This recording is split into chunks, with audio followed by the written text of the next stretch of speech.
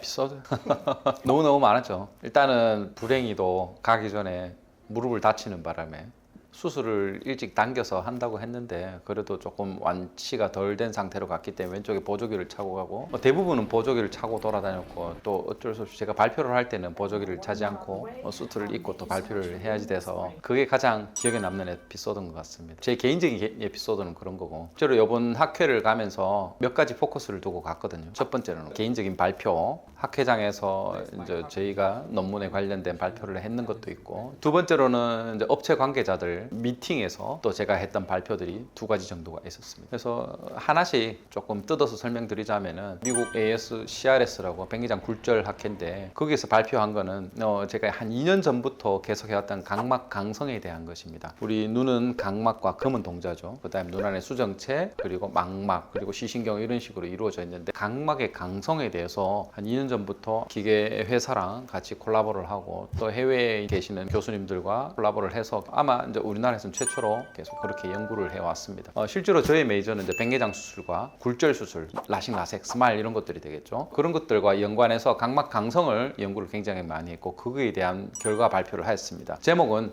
비주맥스 500과 800, 즉 스마일과 스마일 프로가 되겠습니다. 스마일 수술과 스마일 프로 수술이 각막 강성에 대해서 어떤 영향을 미치느냐 그런 것들을 굉장히 오랫동안 연구를 했었는데 그런 결과를 조금 간단하게 요약을 해서 발표하는 자리가 되었었고요. 스마일 프로가 스마일보다 조금 더 강성 면에서 바이오미케닉스 면에서 조금 더 낫더라, 우세하게 좋더라 하는 결과를 가지고 주로 발표를 많이 했습니다. 여기 각막 강성에 대한 연구가 아직 전 세계적으로 활발하게 이루어지고 있지 않기 때문에 참석하신 전 세계 안과 의사분들도 그냥 저게 뭐지? 궁금하네. 대부분 처음 접해 보셨던 내용들이기 때문에 기본적인 제 연구에 대한 질문은 별로 없었고요. 질문은 뭐 동양인에 대해서는 어떠냐, 서양인과 어떻게 다르냐 이런 것들이 조금 있었는데 사실 뭐 저희 병원에서 서양인들을 이렇게 측정해 볼 일은 아직까지 많지는 않기 때문에 저희 병원의 데이터, 제 개인적인 데이터 연구의 방향은 우리나라 사람들, 뭐 우리나라 사람이 훨씬 더 중요하니까요, 외국 사람들보다는. 그래서 우리나라 사람들에 대해서 나이별로 어떤지 지금 그런 것들을 연구를 하고 있다. 나이에 관련해서 오른쪽 왼쪽 남자 여자 이런 것들에 대해서 이제 앞으로 어떤 변화가 일어날지 실제로 우리가 막연하게 상상만 했던 것을 실질적인 데이터 값으로 보여주는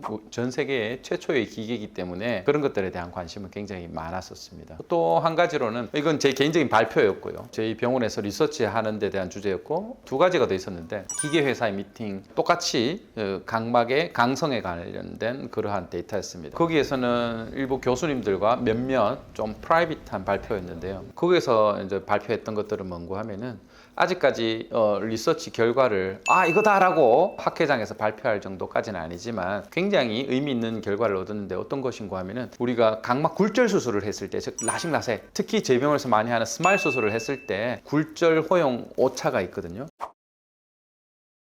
예를 들어서 마이너스 5를 없애면은 0에 갔으면 좋겠는데 실질적으로 그렇게 딱 되기는 힘듭니다. 플러스 마이너스 0.25 정도로 가는데 이렇게 어떤 환자한테는 플러스로 가고 어떤 환자한테는 마이너스로 즉 원시로 가고 근시로 가고 하는 것들이 계속 저희한테는 조금 고민이고 숙제였는데 실제로 저희 연구 결과에서 조금 더 딱딱한 각막은 조금 저교정되는 경향 그리고 좀 무른 각막은 조금 과교정되는 경향 그래서 이런 것들을 브릴로왕 스캐닝 값을 요거 조금 대입해서 한다면은 조금 더 예측도가 좋아지지 않을까에 대한 연구를 AI를 이용해서 계속 연구를 회사 측과 많이 했는데 실제로 AI에서 했는 그러한 우리 보정 팩터를 넣어 보니까 수술 후에 즉 스마일 수술 후에 굴절 예측도가 굉장히 높았다 하는 유의미한 결과가 있어서 미리 조금 프라이빗하게 발표를 했었고요. 이런 것들이 조금 더 데이터 값이 많아지고 이런 것들에 대한 신뢰도가 높아진다면은 앞으로 굴절 수술, 스마일 수술뿐만이 아니고 모든 수술에 대입을 할 수 있는 값이기 때문에 굉장히 좀 센세이셔널한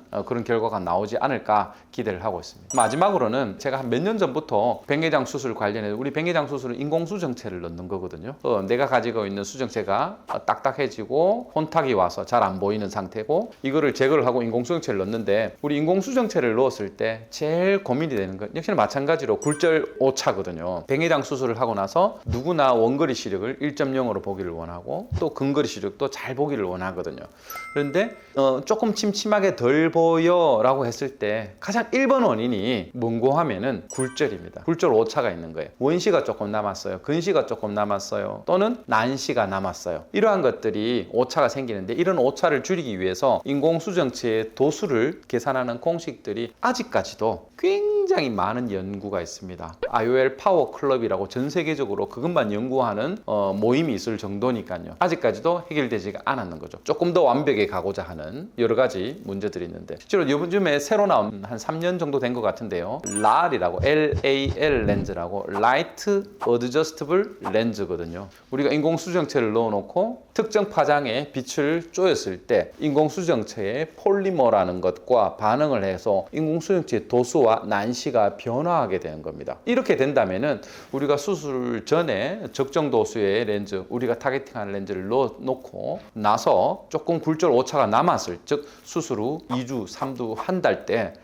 도수가 조금 남아서 난 시력이 덜 보여 라고 하는 결과를 얻었다면은 수술 후에 안경 검사를 해서 이 정도만 잘 보여 하는 그런 오차만큼 추후에 빛으로 조절을 한다는 아주 센세이션한 그러한 개념이거든요. 그런 인공수정체 회사, 그 다음에 빛 조절 모듈을 만드는 회사 RxSight라는 회사가 미국 회사인데 우리 학회 기간 중에는 못 가고 학회 마지막 날 끝나는 날 제가 LA 근교에 뉴포트라는 곳에 그 회사가 있어서 직접 방문을 해서 그 회사의 CEO 분과 이야기를 하면서 이게 어떻게 만들어졌고 어떻게 사용되고 지금 어떤 연구가 이루어지고 있다라고 이야기를 듣고 그동안 제가 한 2, 3년 동안 그 렌즈를 보면서 또 저도 생각을 많이 했었거든요. 나는 이 인공수정체를 쓰면 리서치를 이런 걸 해보고 싶어. 환자한테 이렇게 적용을 해보고 싶어. 회사한테는 이렇게 요구를 해보고 싶어 하는 것들에 대해서 서로 같이 디스커션도 많이 하고 또 마지막으로는 오케이 같이 우리 리서치 한번 해봅시다 라는 말까지 주고받으면서 굉장히 의미 있고 재미있는 자리를